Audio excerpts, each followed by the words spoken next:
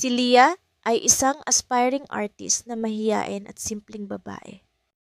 Si Marco ay isang ambitious businessman na stressed at walang panahon sa love life. Nagtagpo si Leah at Marco sa coffee shop na madalas nilang puntahan. Si Leah abala sa pag-sketch habang si Marco naman ay nauubusan ng baterya ang laptop. Humingi siya ng charger kay Leah at dito nagsimula ang kanilang kwentuhan. Unti-unting nagiging malapit sila.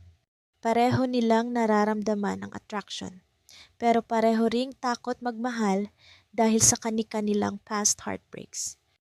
Lumalalim ang kanilang relasyon, ngunit dumarating ang problema. Kailangan ni Marco lumipat sa ibang bansa para sa isang malaking oportunidad. Si Leah naman ay kailangang alagaan ang kanyang amang may sakit. Nagkaroon ng misunderstanding. Inakala ni Leah na pipiliin ni Marco ang career kaysa sa kanya, habang si Marco naman ayaw niyang ipagdamot kay Leah ang chance na maging buo ang pamilya niya. Naghihiwalay sila nang hindi ayos ang kanilang mga nararamdaman.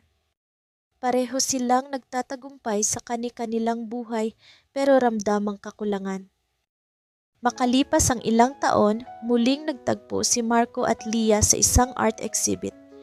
Exhibit iyon ni Leah na ngayon isang kilalang artist. Si Marco naman ay nagbukas ng sariling kumpanya at nagbalik sa Pilipinas.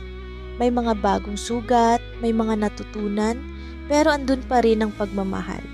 Ngayon, mas mature na sila, handa nang ipaglaban ang isa't isa.